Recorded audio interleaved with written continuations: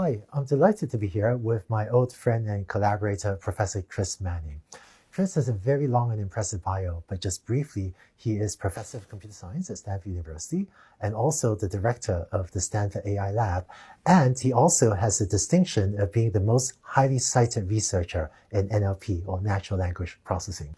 So really good to be here with you, Chris. Oh, good to get a chance to chat, Andrew. So, we've known each other, collaborated for many years, and one interesting part of your background I always thought was that even though today you're a distinguished researcher in machine learning and NLP, you actually started off in a very different area. Your PhD, if I remember correctly, was in linguistics, and you were studying the syntax of language. So how did you go from studying syntax to being an NLP researcher? Oh, so I can certainly tell you about that, but I should also point out that, I'm still actually a professor of linguistics as well. I have a joint appointment at Stanford, and, once in a blue moon, not very often, I do actually still teach some real linguistics as well as computer-involved natural language processing. So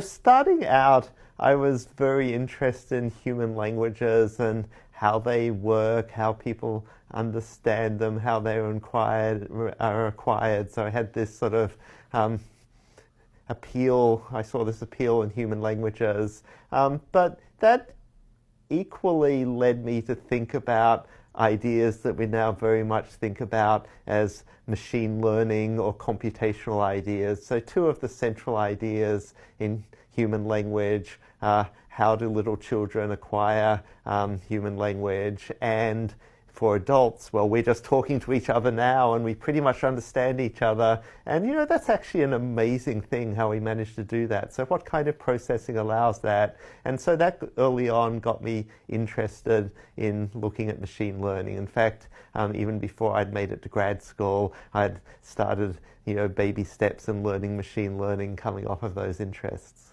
Yeah, in fact, all human languages learn.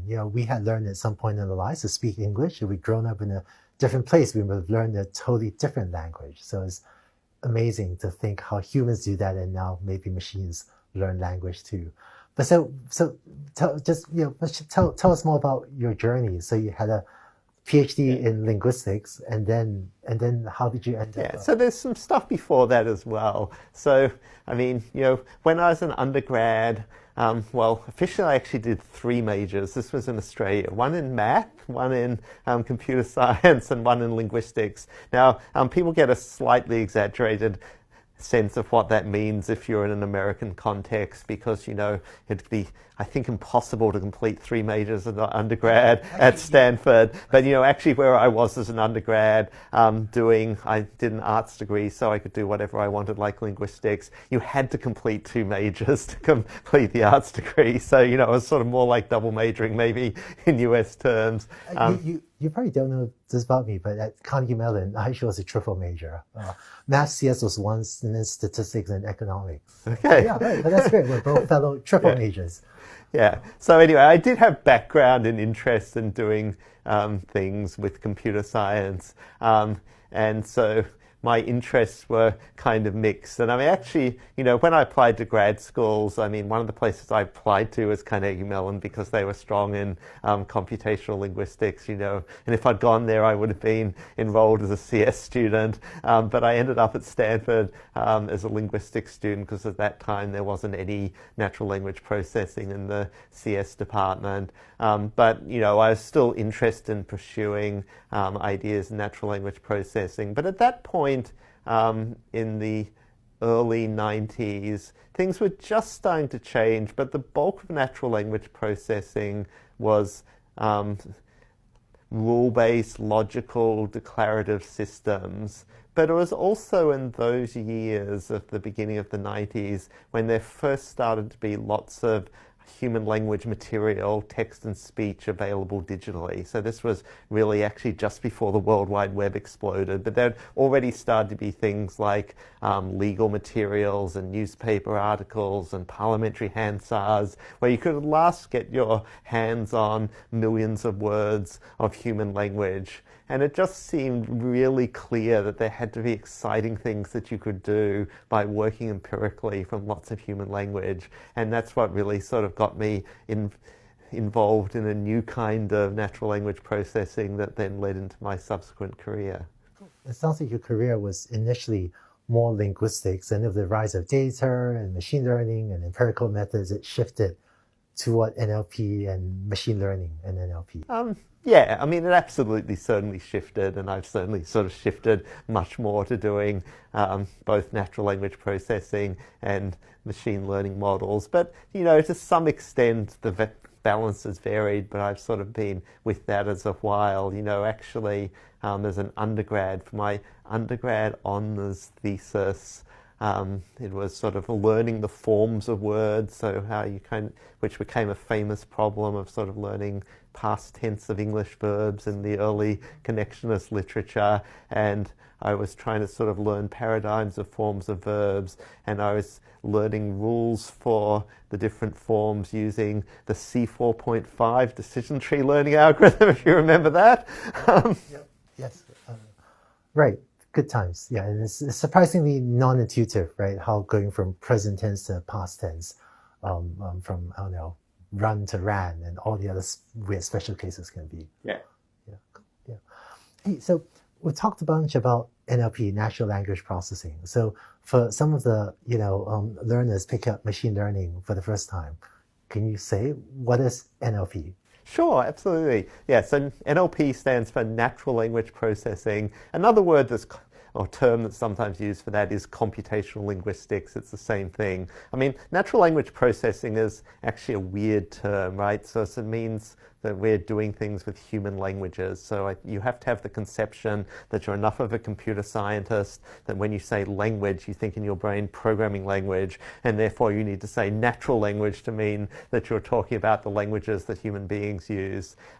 So overall, natural language processing is doing anything intelligent with human languages. So in one sense, that breaks down into understanding human languages, producing human languages, acquiring human languages, though people also often think about it in terms of different applications. And so then you might think about things like machine translation, or doing question answering, or generating advertising copy, or summarization. There are sort of many different tasks that people work on with particular goals in mind, where you do things with human language. And there's a lot of natural language processing because, so much of what the world works on, our human world, is dealt with and transmitted in terms of human language material.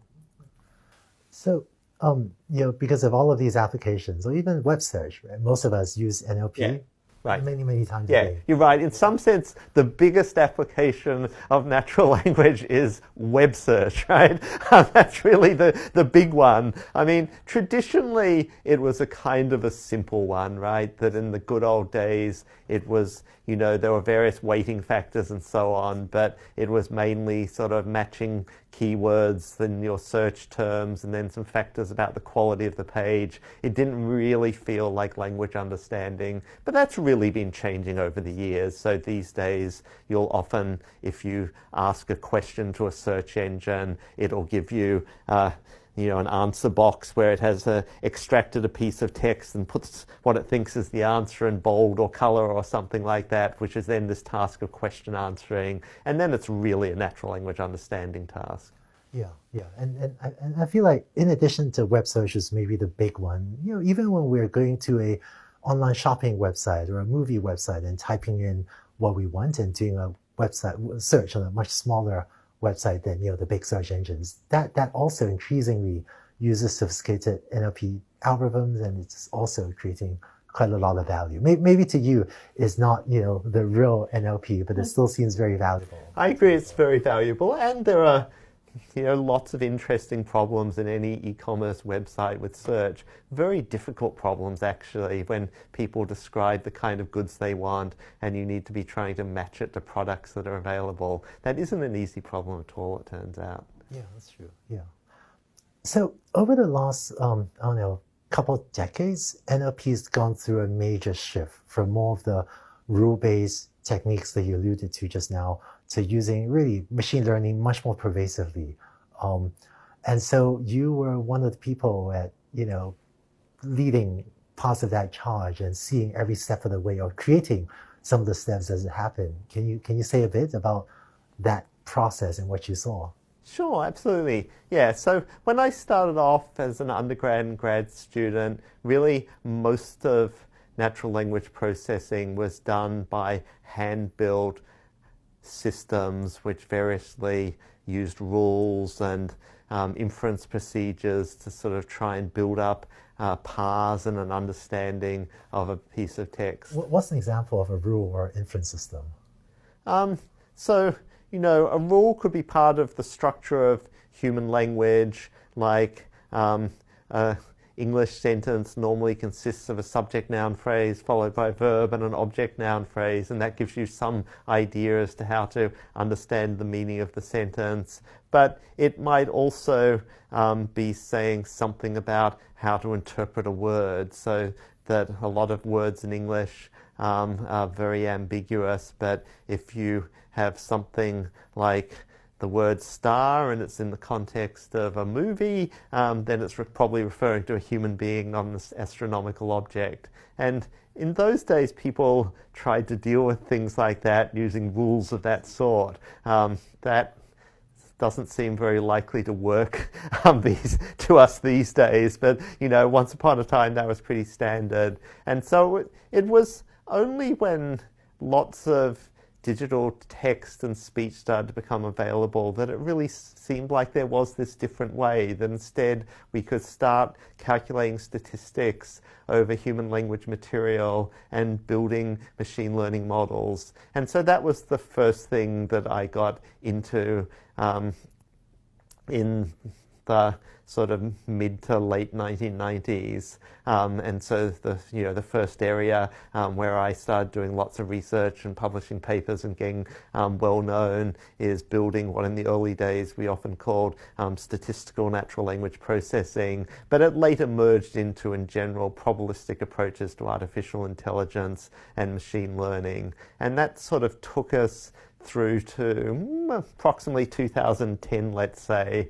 And that's roughly when the new interest in deep learning using large artificial neural networks started to take off.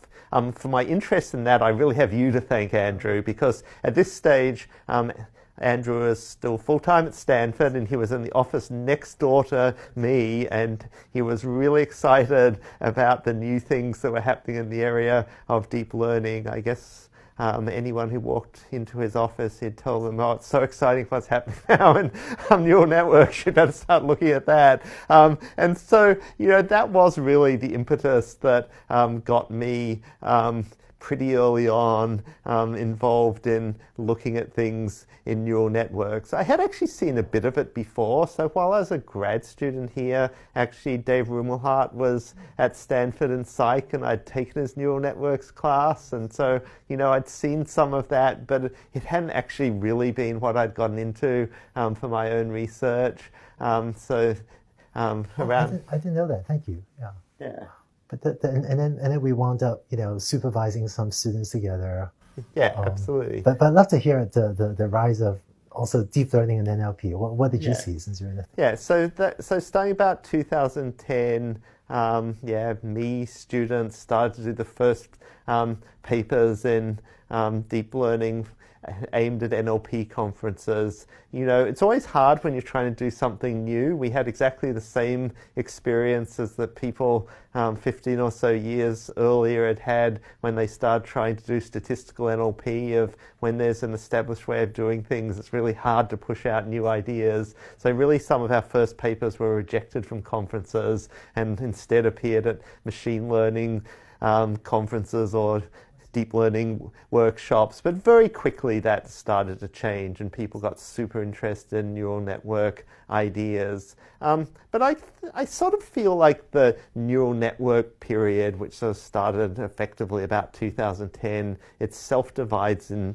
two, because for the first period, basically say it's till 2018, we showed a lot of success at building neural networks for all sorts of tasks. We built them for syntactic parsing and sentiment analysis and what else do? Question answering. But it was sort of like we were doing the same thing that we used to do with other kinds of machine learning models, except we now had a better machine learning model, and we were sort of, instead of training up a logistic regression or a support vector machine, we were still doing the same kind of sentiment analysis task, but now we were doing it with a neural network. So I think in looking back now, in some sense, the bigger change came around 2018, because that was when the idea of, well, we could just start with a large amount of human language material and build large self-supervised models. So that was models then like BERT and GPT and successor models to that, and they could just sort of acquire from word prediction over a huge amount of text this amazing knowledge of human languages. And I think really probably that's going to be viewed in retrospect as the bigger kind of cut point where the way things were done really changed. Yeah, that's it. I think there is that trend for the large language models, learning from massive amounts of data. I think even in the lead up to that, there was one of your research papers that really, slightly blew my mind, which is a glove paper. So because with word embeddings, where you learn a vector of numbers, to represent a word using a neural network, that was quite mind blowing for me. And then the glove work that you did really cleaned up the math, made it so much simpler. And then I remember reading that and said, oh, that's all there is to it. And then you can learn these really surprisingly detailed representations where the computer learns real, nuances of what words mean. Absolutely. So I should give a little bit of credit to others. Other people also worked on some similar ideas, including Renan Colbert and Jace Weston and Thomas Shmikalov and colleagues at Google. But the glove word vectors is one of the very prominent systems of word vectors. So these word vectors already did, you're right, illustrate this idea of using self-supervised learning, that we just took massive amounts of text and then we could build these models that knew an enormous amount about the meaning of words. I mean, it's still something I sort of show people every year in the first lecture of my NLP class, because, it's something simple, but it actually just, works so surprisingly well. You can do this sort of simple modeling of trying to predict a word given the words in the context, and simply by sort of running the math of learning to do those predictions well, you learn all these things about word meaning, and you can do these really nice patterns of, similar word meaning or analogies of something like, pencil is to drawing as paintbrush is to, and it'll say painting, right? That it's sort of already showing just a lot of successful learning. So that was the precursor to what then got developed to the next stage with things like BERT and GPT, where it wasn't just meanings of individual words, but meanings of whole pieces of text and context. Yeah, so I found it amazing that you can, take a small neural network or some model and then give it lots of English sentences or some other language and hide a word, ask it to predict what is the word that I just hit, and that allows it to learn these analogies and these very deep, what you would think are really deep things behind the meaning of a word. And then 2018, maybe this other inflection point. What happened after that?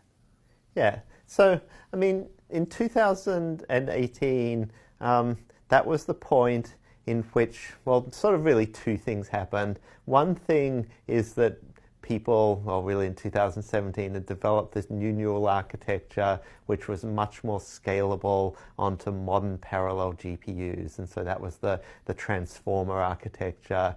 The second part of it, though, was, maybe people rediscovered, because I was using the same trick as the glove model, that if you have the task of just predicting a word given a context, either context on both sides of it or the preceding words, that just turns out to be an amazing learning task. And that surprises a lot of people. And a lot of the time you see discussions where people say disparaging things of, this is nothing interesting is happening. All it's doing is statistics to predict which word is most likely to come after the preceding words.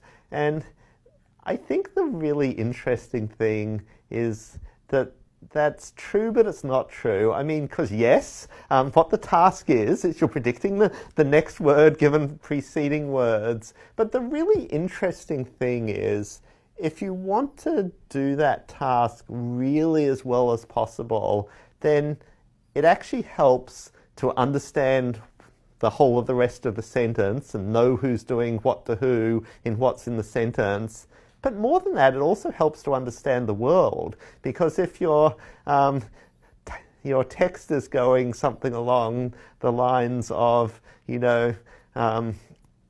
the currency used in Fiji is well, you need to have some world knowledge to know what the right answer to that is. And so good models at doing this learn both to follow the structure of sentences and their meaning, and to know facts about the world, all so that they can predict. And therefore, this turns into what's sometimes referred to as an AI complete task, right? That you really need, there's nothing that can't actually be useful in answering this what word comes next sense, right? You can be in the World Cup semi-finals, the teams are, and you need to know something about soccer to be giving the right answer.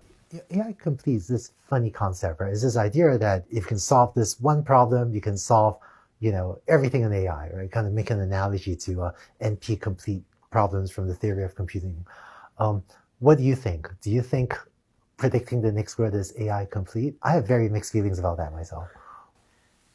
Actually, I should come and say I don't think it's true. So I'm curious what you think. I think it's not quite true, because I think there are other kinds of things that human beings manage to work out. There are human beings that have clever insights in mathematics, or there are human beings who are looking at something that's a much more, three-dimensional, real-world puzzle of sort of figuring out how to do something mechanical or something like that, and that's just not a language problem. But on the other hand, I think language gets closer to universality than some people think as well, because, we live in this 3D world and operate in it with our bodies and our feelings and other creatures and artifacts around it. And you could think, well, not much of that is in language at all. But actually, just about all of this stuff we think about, we talk about, we write about it in language. We can describe the positions of things relative to each other in language. So a surprising amount of the other parts of the world are seen in reflection in language, and therefore you're learning about all of them too when you learn about language use. Yeah, you learn about one aspect of a lot of things, even if things like how do you ride a bicycle can't really be right, yeah. So you described don't really learn how to ride a bicycle, but you learn some aspects of what it involves. That you need to balance, and you have to have your feet on the pedals and push them, and all of that kind of things. Yeah. And so with this trend in NLP, the large language models has been very exciting for the last several years. What are your thoughts on where all this will go? Well, yeah, so it's just been amazingly successful and exciting, right? So we haven't really explained all the details, right? So there's the first stage of learning these large language models where the task is just to predict the next word, and you do that billions of times over a very large piece of text. and behold, you get this large neural network, which is just a really useful artifact for all sorts of natural language processing tasks. But then you still actually have to do something with it if you want to do a particular task, whether that's question answering or summarization or detecting toxic content in social media or something like that. And at that point, there's a choice of things that you could do with it. The traditional answer was then you had a particular task, like say it's detecting toxic comments in social media, and you'd take some supervised data for that, and then you'd fine-tune the language model to answer that classification task. But you were enormously helped by having this base of this large self-supervised model, because it meant that the model had enormous knowledge of language and it could generalize very quickly. So unlike the sort of the standard old days of supervised learning, where it was kind of, well, if you give me 10,000 labeled examples, I might be able to produce a halfway decent model for you. But if you give me 50,000 labeled examples, it'll be a lot better. It's sort of turned it into this world of, well, if you give me 100 labeled examples and I'm fine-tuning a large language model, I'll be able to do great, better than I would have been able to do with the 50,000 examples in the old world. Some of the more recent exciting work is now even going beyond that. It's now, well, maybe you don't actually have to fine-tune the model at all. So people have done a lot of work using methods sometimes referred to as prompting or instruction, where you can simply, in natural language, perhaps with examples, perhaps with explicit instructions, just tell the model what you want it to do, and it does it. Which, you know, even as someone who's been working in natural language processing for 30 years, I mean, it actually just blows my mind how well this works. It, you know, I guess I wasn't a decade ago thinking that in now we'd be able to just, you know, tell the model, I want you to summarize this piece of text here, and they'll then summarize it. I think that's incredible.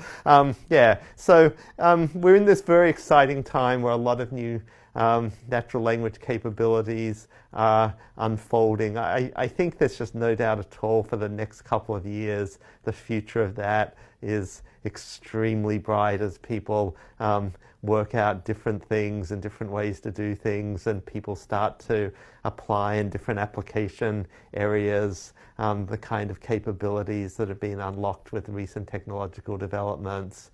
You know, there's always a question in technology as to sort of whether the curve keeps on heading steeply upwards or whether there's then some new things we have to discover how to do.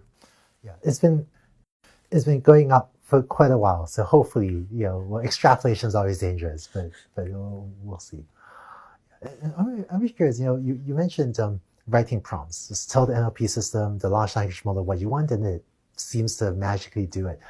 I'm curious, do you think prompt engineering is the path of the future? Where actually, when I write these prompts, I sometimes find it works miraculously, and sometimes it's frustrating, you know, the process of rewording my instructions, to tweak the wording to get it just right, to generate the result I want. So do you think prompt engineering is the way of the future, or do you think it's an intermediate hack until someone invents a better way to control the outputs of these systems? I think it's both. I think it will be the way of the future, but I also think at the moment people are doing, a lot of hacking around and rewording to try and get things to work better. And with any luck, with a few more years of development, that'll start to go away. I mean, one way to think about the difference is sort of in comparison to the kind of voice assistants or virtual assistants that are available on phones and speaker devices like Amazon Alexa these days, right? I mean, I think all of us have had the experience that at present those devices aren't always great, but if you know the right way to word things, it'll do something. But if you use the wrong wording, it won't. And the difference with human beings is by and large, you don't have to think about that. You can say what you want, and it doesn't matter what words you choose. The other human being, you know, assuming it's someone who knows the same language, etc., will understand you and do what you want. And I think and would hope that we'll start to see the same kind of progression with these models, that at the moment, you know, fiddling around with the particular wording you use can make a very big difference to how well it works. But hopefully in a few years' time, that just won't be true. You'll be able to use different wordings and it'll still work. But the basic idea that we're moving into this age where actually human language will be able to be used as an instruction language to tell your computer what to do. So instead of having to use menus and radio buttons and things like that, or writing Python code, instead of either of those things, that you'll be able to say what you want and the computer will do it. I think that age is opening up in front of us. That will continue to build, and that will be hugely transformative. Yep, feels like come a long ways, but only a much more to come and much more to go. Yeah, absolutely. In the development of NLP technology, there's one thing I want to ask you, and I suspect you and I may have different perspectives on this, but in the last couple of decades, the trend has been to rely less on rule-based engineering and more on machine learning on data, sometimes lots of data. Look into the future, where do you think that mix of hand-coded constraints or other constraints, explicit constraints, versus, let's get a neural network and throw lots of data at it, where do you think that balance will fall? Yeah. I think that there's no doubt that using learning from data is the way forward and what we're going to continue to do. But I think there's still a space for models that have more structure, more inductive bias, that have some kind of basis of exploiting the nature of language. So in recent years, the model that's been enormously successful is the transformer neural network. And the transformer neural network is essentially this huge association machine. So it'll just suck associations from anywhere and look at two words and figure out which word relates to which other word for all words. Right? Yeah, so you use everything to predict anything and do it over and over again, and you'll get anything you want. And, that's been incredibly successful, but it's been incredibly successful in the domain where you have humongous amounts of data, right? So that these transformer models for these large language models are now being trained on tens of billions of words of text. When I started off in statistical natural language processing, and some of the traditional linguists used to complain about the fact that I was, collecting statistics from 30 million words of newswire and building a predictive model, and thought, that was just not what linguistics was about. I felt I had a perfectly good answer, which is that, a human kid, as they're learning language, they're exposed to actually well more than 30 million words of data. But that kind of amount of data, so the kind of amount of data we were using were perfectly reasonable amounts of data to be using, to be not exactly trying to model human language acquisition, but to be thinking about how we can learn about language from lots of data. But these modern transformers are now, using already at least 2 orders of magnitude more data, and most people think the way to get things to the next level is to use more still and make it 3 orders of magnitude. And in one sense, that scaling up strategy has been hugely effective. So I don't blame anybody for saying, let's make it another order of magnitude bigger and see what amazing things we can do. But it also shows that human learning is just way better in being able to extract a lot more information out of a quite limited amount of data. And at that point, you can have various hypotheses, but I think it's reasonable to assume that human learning is somewhat structured towards the structure of the world and things it sees in the world, and that allows it to learn more quickly from less data. Yeah, right. I'm with you on that. I think better learning algorithms, our current machine learning algorithms are much less efficient or makes much less efficient use of data. And so it needs way more data than any, child. And then I think whether the improved learning algorithms will be from linguistic-like rules or whether it'll just be engineers engineering much more efficient versions of the transformer or whatever comes after it. That I think will be interesting. I doubt it'll be traditional. I don't think it'll be by people explicitly putting traditional linguistic rules into the system. I don't think that's the way forward. On the other hand, I mean, I think what we're starting to see is models like these transformer models are actually discovering the structure of language themselves, right? So, the broad facts of, human language that, English has the subject before the verb and the object afterwards, whereas, in Japanese that the verb's at the end of the sentence and the subject and object are normally in that order before it, but could be in the other order. Actually transformer models are learning these facts. You can interrogate them and see that even though they were never explicitly told about subjects and objects, that they know these notions. So I think they're discovering a lot else as well about language use and context and the meanings and senses of words and what is and isn't, unpleasant language. But part of what they're learning is the same kind of structure that linguists have laid out as the sort of structure of different human languages. So it's as if over many decades, linguists discovered certain things, and by training on billions of words, transformers are discovering the same things that linguists discovered in human language. That's cool. So all this is really exciting progress in NLP, driven by machine learning and by other things. To someone entering the field, entering machine learning or AI or NLP, there's just a lot going on. What advice would you have for someone wanting to break into machine learning?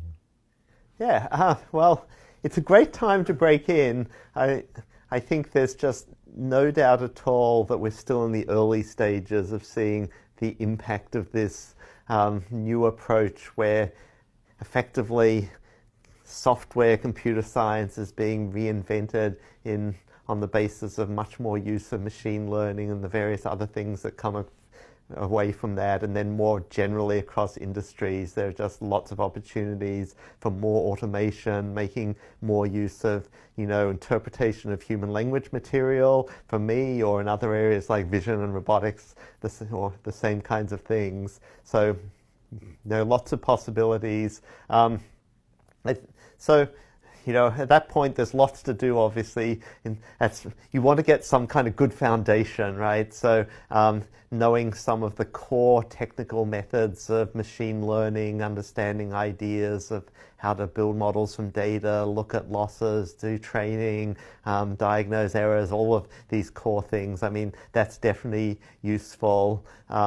For natural language processing in particular, some of those skills are completely relevant, but then there are particular kinds of models that are commonly used, including the transformer that we've talked about a lot today. You definitely should know about transformers, and indeed they're increasingly being used in every other part of machine learning as well, for vision, bioinformatics, even robotics is now using transformers. But beyond that, I think it's also useful to learn something about human language and the nature of the problems that it involves. Because, I mean, even though people aren't directly going to be encoding rules of human language into their computing system, a sensitivity to sort of what kind of things happen in language and what to look out for and what you might want to model, that's still a useful skill to have.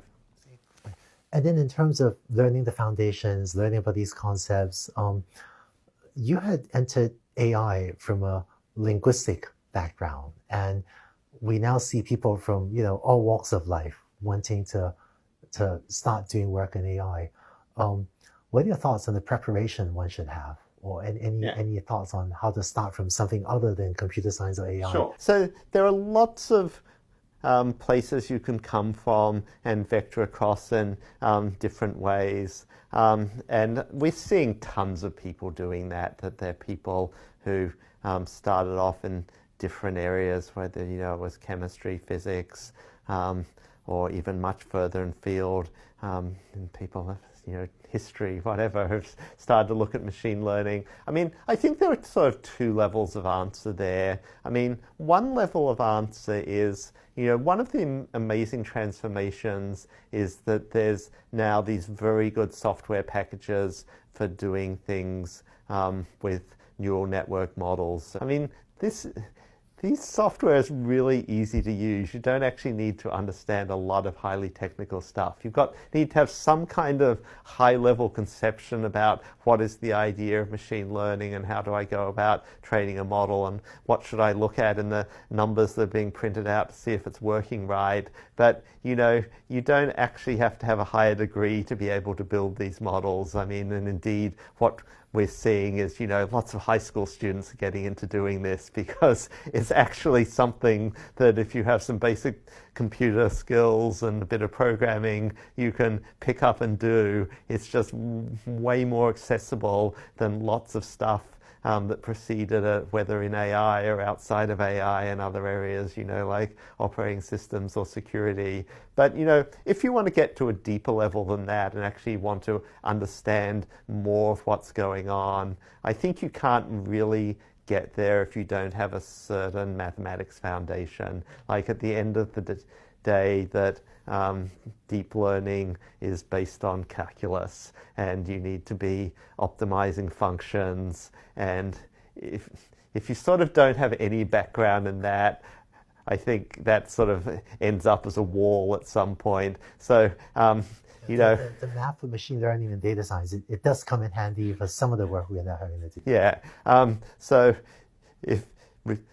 I think at some level, if you're at the major in history or non-mathematical parts of psychology, I actually have a good friend who he learnt calculus in grad school because he was a psychologist and he'd never done it before, and decided that he wanted to start learning about these new kinds of models, and decided it wasn't too late to be able to go and take a calc course, and so he did, right? So you do need to know some of that stuff, but for lots of people, if they've seen some of that before, even if you're kind of rusty, I think you can kind of get back in the zone, and it doesn't really matter that you haven't, done AI as an undergrad or machine learnings and things like that, that you can really start to learn how to build these models and do things. And, really that's my own story, right? That despite the fact that they let me sit in the School of Engineering at Stanford these days, my background isn't as an engineer. My PhD is in linguistics, that, I've sort of largely vectored across from having some knowledge of mathematics and linguistics and knowing some programming into sort of getting much more into building AI models. I'm actually curious about something. Do you think the improved libraries and abstractions that are now available, like coding frameworks like TensorFlow or PyTorch, do you think that reduces the need to understand calculus? Because it's been a while since I had to actually take a derivative in order to even implement or create a new neural network architecture because of automatic differentiation algorithms. So I mean, absolutely. I mean, so in the early days when we were doing things sort of 2010 to 2015, right? For every model we built, we were working out the derivatives by hand and then, writing some code and whatever it was, sometimes it was Python, but sometimes it might have been Java or C to calculate these derivatives and checking that we got them right and so on. Where, these days you actually don't need to know any of that to build deep learning models. I mean, this is actually something I been thinking about even with respect to my own natural language processing with deep learning class that I teach. At the beginning, we do still go through doing matrix calculus and making sure people know about Jacobians and things like that so that they understand what's being done in backpropagation deep learning. But, there's sort of this sense in which that means that we just give them hell for 2 weeks. It's sort of like boot camp or something to make them suffer. And then we say, oh, but you can do the rest of the class with PyTorch, and they sort of never have to know any of that again, right?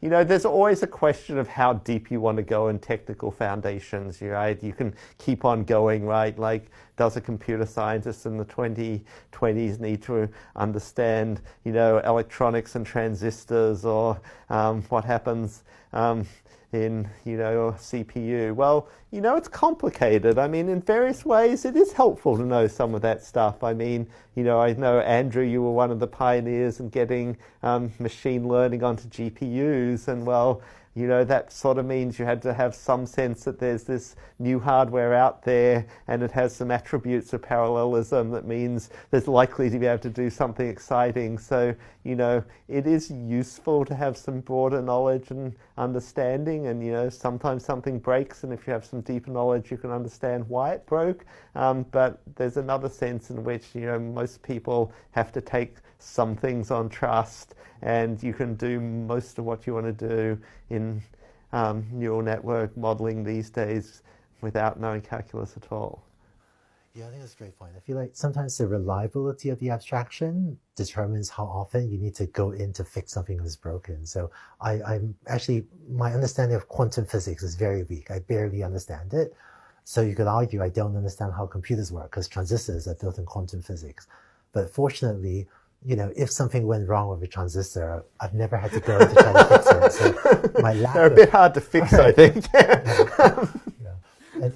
And so I think or another example, the sort function. There are libraries to sort things, and sometimes they actually don't work, right? Swap in the memory or whatever, and that's when, if you really understand how the sort function works, you can go in and fix it. But then sometimes, if we have abstractions, libraries, APIs are reliable enough, then that is nice that those abstractions then diminishes the need to understand some of the things that happen underneath. So it's an exciting world. It feels like, we have giants building on the shoulders of giants, and all of these things are becoming more complex and more exciting every month, really. Yeah, absolutely. Right. So thanks, Chris. That was really interesting and inspiring. And I hope that to everyone watching this, hearing Chris's own journey to become a computer scientist and then become maybe the leading NLP computer scientist, as well as all of this exciting work happening in NLP right now, I hope that inspires you too to jump into this field and take a go at it. There's just a lot more work to be done collectively by our community than still. So I think the more of us are working on this, the better off the world will be. So thanks a lot, Chris. It was really great having you here. Thanks a lot, Andrew. It's been fun chatting.